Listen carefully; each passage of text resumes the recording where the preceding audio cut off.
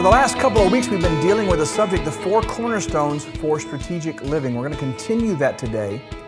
Last week, we shared with you the number 1 key to unlocking your potential, to catapult you into incredible, powerful strategic living, and that is the cornerstone, laying the cornerstone of personal healing.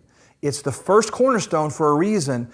And if you did not hear that episode, I encourage you to go back and listen to that as a precursor to this particular session. Today, I want to take it a step further. We're going to deal with cornerstone number 2, and we're going to be helping you to address the question, who am I and why am I here? Let's do that right now.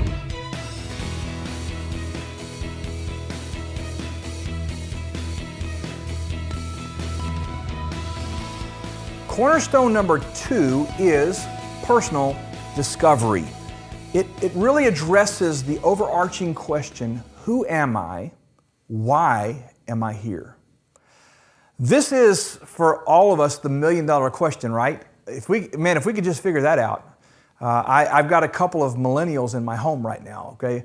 My kids are adults, they're doing really well, but they're, like so many others, they're finding their way. And boy, if I could just create some silver bullet, some magic formula and just say, this is your life and this is who you are and this is, but it's a process of figuring out who am I, why am I here? It's a discovery process. It takes time, and that's okay.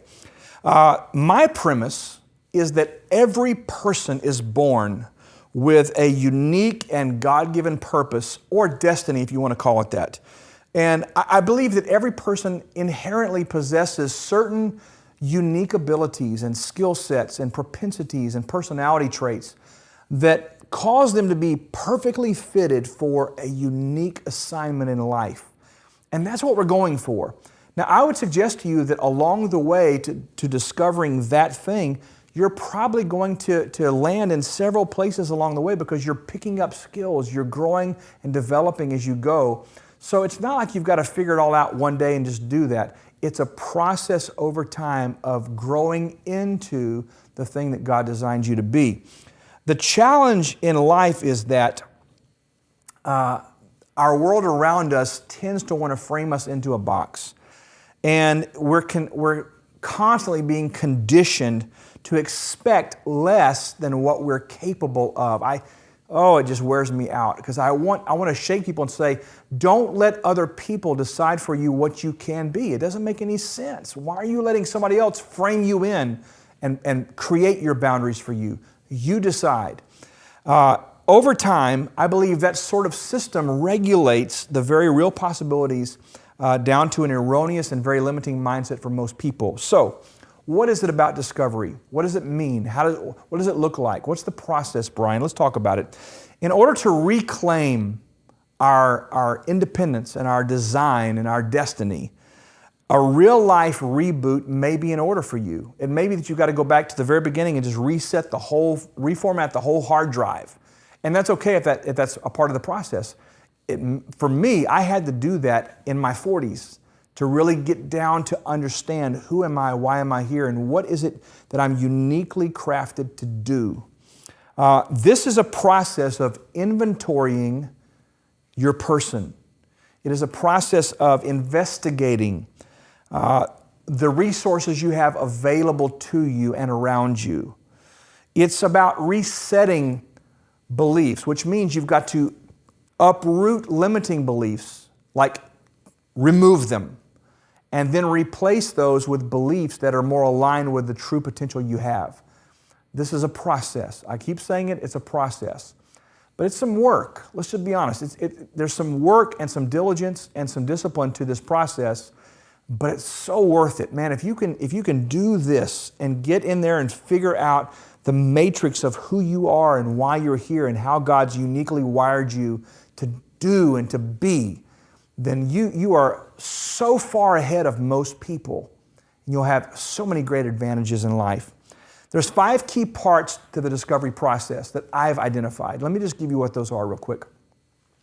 Number 1, you have to understand your wiring. That is your personality style. Now, I know there's many different personality profile programs out there. Doesn't matter which one you take, okay? There's the DISC profile that I'm very fond of and very familiar with. There's the Enneagram. There is the Myers-Briggs is a very popular and well-known one. But you can Google these, fine. But go online somewhere and order a personality profile. Find out what your dominant and subdominant personality styles are. This is going to help you to know how your brain works and how you approach opportunity, how you approach relationships, how you communicate with others. You need to know this, have this in your arsenal because it gives you an understanding of who you are and how to deal with other people that may not be just like you, right? The second part of the discovery process is understand your strengths. I'm going to strongly recommend a book to you. It's called Strength Finders 2.0. Go on Amazon.com, just type in Strength Finders 2.0. You'll find it there, order it. The book is a great read, okay? And I encourage you to read it because it really unpacks some stuff for you.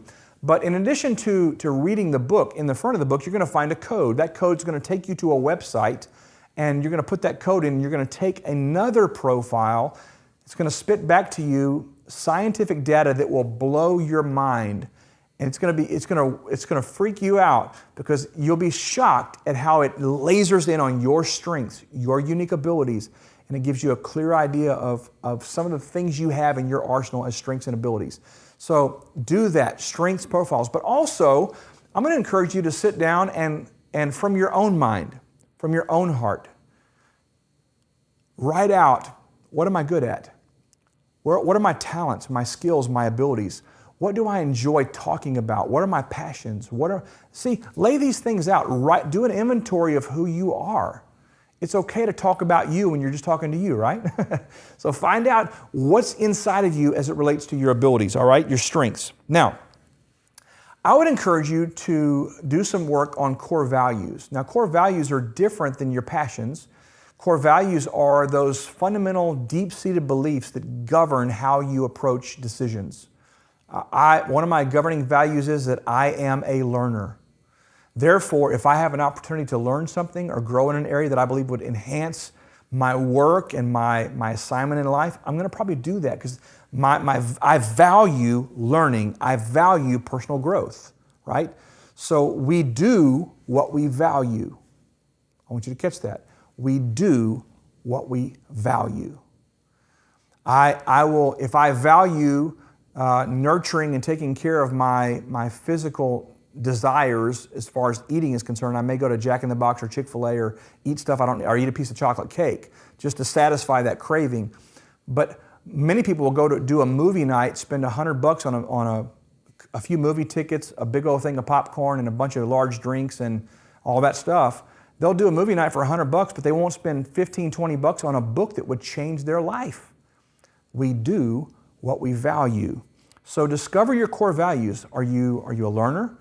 Do you value honesty and integrity? Figure out what those are. Do some Google work on that too, core values. Number 4, clarify and cultivate vision. There's an old scripture that says this, without vision, people perish. Let me explain to you what perish means. Perish means die. It's like rotting from the inside out. If you put a pear or an apple or even a banana, something that is disconnected from its life source, you lay it on the counter. Right now, today, that piece of fruit is great for consumption. It's going to satisfy you. It's going to provide you some nutrients. But if you let it sit there over time, it's going to do what? Perish. When people come by and they want non-perishable goods to give to the homeless or to a shelter or whatever it may be, they ask specifically for non-perishable items because they want things that aren't going to ruin while they're sitting waiting to be consumed. So while you're waiting to be consumed by the people that you're called to serve, are you perishing without vision? Understand, it's important. You have to have a picture in your mind of what your life looks like 1 year from now, 5 years from now, 10 years from now. It's all about vision. If you don't have vision, you're dying from the inside out.